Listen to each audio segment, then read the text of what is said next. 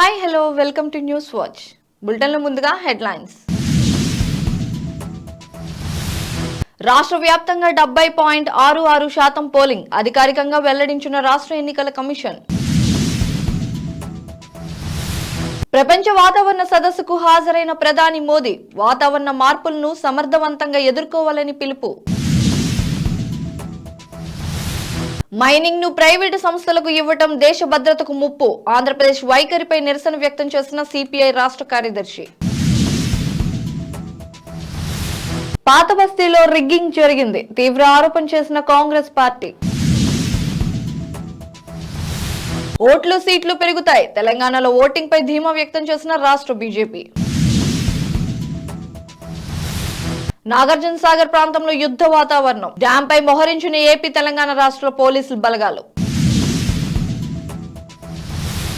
ఇన్నాళ్లు సాగర్ విషయం ఎందుకు గుర్తు రాలేదు? జగన్ కేసీఆర్ ల వైఖరిని విమర్శించిన పురంధరేశ్వరి. కిషన్ రెడ్డికి అమిత్ షా ఫోన్, రాష్ట్రంలో జరిగిన అసెంబ్లీ ఎన్నికల సరళిపై ఆరా తీసిన అమిత్ షా. గాజాలో మళ్లీ మొదలైన యుద్ధం, కాల్పుల విరమణ గడువు ముగియడంతో మళ్లీ ఆరంభమైన యుద్ధం. ఓటర్లకు డబ్బులు పంచుతూ రెడ్ హ్యాండెడ్ గా దొరికిన బీఆర్ఎస్ అభ్యర్థి. గోషామహల్ బీఆర్ఎస్ అభ్యర్థి నందకిషోర్ అరెస్ట్. ఇక బులెటిన్ లో డీటెయిల్స్ చూసుకుంటే రాష్ట్ర వ్యాప్తంగా 70.66% పోలింగ్ నమోదైనట్లు ఎన్నికల అధికారులు వెల్లడించారు. అత్యధికంగా మునుగోడులో 91.51%, అత్యల్పంగా యాకుల్పురాలో 39.69% పోలయ్యాయి. 2018లో రాష్ట్ర వ్యాప్తంగా 73.37% ఓటింగ్ అవగా ఈసారి ఓటింగ్ శాతం తగ్గింది. కాగా స్ట్రాంగ్ రూమ్ వద్ద పటిష్ట బందోబస్తు ఏర్పాటు చేశారు. ఈ నెల 3న కౌంటింగ్ జరగనుంది. COP28 ప్రపంచ వాతావరణ సదస్సులో పాల్గొనేందుకు ప్రధాని మోదీ దుబాయ్ వెళ్లారు. వాతావరణ మార్పులను సమర్థంగా ఎదుర్కొనేందుకు వీలుగా అభివృద్ధి చెందుతున్న దేశాలకు తగిన ఆర్థిక సాయం, సాంకేతిక అందజేయాలంటూ ప్రయాణానికి ముందు మోదీ పిలుపునిచ్చారు. G20 కూటమికి భారత్ అధ్యక్షత వహించిన సమయంలోనూ ఈ అంశానికి ప్రాధాన్యమిచ్చినట్లు చెప్పారు. ఆంధ్రప్రదేశ్ రాష్ట్ర గవర్నర్ జస్టిస్ అబ్దుల్ నజీర్ కు సిపిఐ రాష్ట్ర కార్యదర్శి రామకృష్ణ లేఖ రాశారు. Beach and minerals mining Adani సంస్థకు ఇవ్వడాన్ని ఆపాలని లేఖలో పేర్కొన్నారు.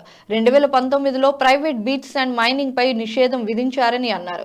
బీట్స్ అండ్ మినరల్స్ అనుధార్మిక శక్తి, ఖనిజాలు ఉంటాయని తెలిపారు. శాండ్ మైనింగ్ ప్రైవేట్ సంస్థలకు ఇవ్వటం దేశ భద్రతకు ముప్పు అని ఆందోళన వ్యక్తం చేశారు. హైదరాబాద్ లోని పాత బస్తీ పోలింగ్ బూత్ లో రిగ్గింగ్ జరిగిందని కాంగ్రెస్ ఆరోపించింది. సిఈసి వికాస్ రాజ్ కాంగ్రెస్ ఎన్నికల సమన్వయ కమిటీ చైర్మన్ నిరంజన్ ఫిర్యాదు చేశారు. చంద్రాయన్ గుట్ట, చార్మినార్, బహదూరర స్థానాల్లో రిగ్గింగ్ జరిగిందని ఆరోపించారు. ఎంఐఎం కార్యకర్తలు రిగ్గింగ్ చేశారని సీసీ కెమెరాలు పరిశీలించాలని కోరారు. అసెంబ్లీ ఎన్నికల పోలింగ్ సరళి అంచనాలకు అందని విధంగా ఉండటంతో బీజేపీ తీవ్ర ఉత్కంఠ నెలకొంది. 2018 అసెంబ్లీ ఎన్నికలతో పోలిస్తే ఎక్కువ సీట్లు గెలుపొందడంతో పాటు గణనీయంగా శాతం పెంచుకుంటామనే ధీమా పార్టీ నాయకుల్లో వ్యక్తమవుతుంది. కొన్ని నియోజకవర్గాల్లోని పోలింగ్ బూతుల్లో సాయంత్రం 5 గంటల తర్వాత కూడా ఓటర్లు పెద్ద సంఖ్యలో క్యూ లైన్ లో వేచి ఉన్న పరిస్థితులను పార్టీ బేరీజు వేస్తుంది. సాగర్ జలాలపై ఏపీ తెలంగాణ మధ్య హై టెన్షన్ వాతావరణం నెలకొంది. నాగార్జున సాగర్ డ్యాం పై ఇరు రాష్ట్రాల బలగాలు మోహరించాయి. 13 గేట్ల వరకు ముళ్లకంచె వేశారు. దీంతో డ్యాం పరిసరాలు యుద్ధ వాతావరణం తలపిస్తున్నాయి. కుడి కాల్వ ద్వారా నీటి తరలింపు ఏపీకి కొనసాగుతుంది. కాసేపట్లో సాగర్ కు తెలంగాణ ఇరిగేషన్ అధికారులు వెళ్లనున్నారు. దీనిపై కేంద్ర మంత్రి కిషన్ రెడ్డి కేంద్రానికి లేఖ రాయనున్నారు. నాగార్జున సాగర్ అంశాన్ని వివాదాస్పదం చేయడాన్ని ఖండిస్తున్నట్లు బీజేపీ రాష్ట్ర అధ్యక్షురాలు పురంధరేశ్వరి తెలిపారు. నీటి విడుదల విషయం ఎన్నాళ్ళు ప్రభుత్వానికి ఎందుకు గుర్తుకు రాలేదని ప్రశ్నించారు. కేవలం ఓట్ల కోసమే ఈ అంశాన్ని వివాదాస్పదం చేశారని ఆరోపించారు. వికసిత్ భారత్ సంకల్ప యాత్ర ప్రారంభం సందర్భంగా మాట్లాడిన ఆమె ఈ యాత్ర ద్వారా ప్రజలకు కేంద్ర పథకాలపై అవగాహన కల్పిస్తామని చెప్పారు. రాష్ట్రంలో జరిగిన అసెంబ్లీ ఎన్నికల పోలింగ్ సరళిపై బీజేపీ హైకమాండ్ ఆరా తీసింది. కేంద్ర హోంశాఖ మంత్రి అమిత్ షా కేంద్ర మంత్రి కిషన్ రెడ్డికి ఫోన్ చేసి పరిస్థితిని అడిగి తెలుసుకున్నారు. బీజేపీకి వచ్చే ఓట్లు, సీట్లు అంచనాలపై ఆరా తీసినట్లు తెలుస్తుంది. ఎస్సీ రిజర్వేషన్ల వర్గీకరణ, పసుపు బోర్డు ప్రకటన ఎఫెక్ట్ ఎలా ఉందని అడిగినట్లు సమాచారం. విజయావకాశాలు ఉన్న నియోజకవర్గాల వివరాలను తెలుసుకున్నట్టు తెలుస్తుంది. ఇజ్రాయెల్, హమాస్ మధ్య తాత్కాలిక కాల్పుల విరమణ ఒప్పందం గడువు ఈ రోజు ఉదయంతో ముగిసింది. దీంతో గాజాలో మళ్లీ బూతుల దాడులు ప్రారంభించినట్లు ఇజ్రాయెల్ మిలిటరీకి ప్రకటించింది. ఈ సంధి కాలంలో హమాస్ 100 మందికి పైగా బందీలను విడుదల చేసింది. అటు ఇజ్రాయెల్ కూడా తమ జైల్లో ఉన్న 240 మందికి పైగా పాలస్తీనా వాసులను వదిలిపెట్టింది. గోషామహల్ బీఆర్ఎస్ అభ్యర్థి నందకిషోర్ వ్యాస్ ఓటర్లకు డబ్బులు పంచడం వివాదాస్పదంగా మారింది. ఆయన డబ్బులు పంచుతుండగా పోలీసులకు రెడ్ హ్యాండెడ్ గా దొరికిపోయారు. దాంతో ఆయన్ను పోలీసులు అరెస్ట్ చేశారు. ఈ అసెంబ్లీ ఎన్నికల్లో రాష్ట్ర చరిత్రలో ఇలా అరెస్ట్ అయిన ఏకైక అభ్యర్థి బీఆర్ఎస్ పార్టీకి చెందిన వారు కావడం గమనార్హం.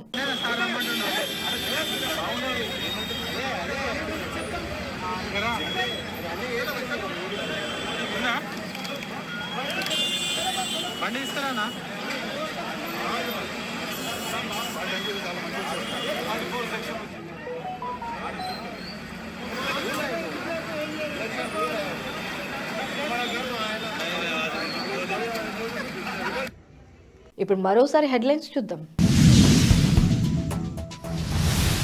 రాష్ట్ర వ్యాప్తంగా 70.66% పోలింగ్ అధికారికంగా వెల్లడించిన రాష్ట్ర ఎన్నికల కమిషన్. ప్రపంచ వాతావరణ సదస్సుకు హాజరైన ప్రధాని మోదీ వాతావరణ మార్పులను సమర్థవంతంగా ఎదుర్కోవాలని పిలుపు. మైనింగ్ ను ప్రైవేటు సంస్థలకు ఇవ్వటం దేశ భద్రతకు ముప్పు. ఆంధ్రప్రదేశ్ వైఖరిపై నిరసన వ్యక్తం చేసిన సిపిఐ రాష్ట్ర కార్యదర్శి. పాత బస్తీలో రిగ్గింగ్ జరిగింది. తీవ్ర ఆరోపణ చేసిన కాంగ్రెస్ పార్టీ. ఓట్లు సీట్లు పెరుగుతాయి. తెలంగాణలో ఓటింగ్ పై ధీమా వ్యక్తం చేసిన రాష్ట్ర బీజేపీ. నాగార్జున సాగర్ ప్రాంతంలో యుద్ధ వాతావరణం. డ్యాం పై మోహరించిన ఏపీ తెలంగాణ రాష్ట్ర పోలీసులు బలగాలు. ఇన్నాళ్లు సాగర్ విషయం ఎందుకు గుర్తు రాలేదు? జగన్ కేసీఆర్ ల వైఖరిని విమర్శించిన పురంధరేశ్వరి. కిషన్ రెడ్డికి అమిత్ షా ఫోన్. రాష్ట్రంలో జరిగిన అసెంబ్లీ ఎన్నికల సరళిపై ఆరా తీసిన అమిత్ షా. గాజాలో మళ్లీ మొదలైన యుద్ధం. కాల్పుల విరమణ గడువు ముగియడంతో మళ్లీ ఆరంభమైన యుద్ధం. ఓటర్లకు డబ్బులు పంచుతూ రెడ్ హ్యాండెడ్ గా దొరికిన బీఆర్ఎస్ అభ్యర్థి. గోషామహల్ బీఆర్ఎస్ అభ్యర్థి నందకిషోర్ అరెస్ట్. సో చూసారుగా, ఇవి ఇప్పటి వరకు ఉన్న బులెటిన్ అప్డేట్స్. మరిన్ని అప్డేట్స్ కోసం కీప్ వాచింగ్ న్యూస్ వాచ్.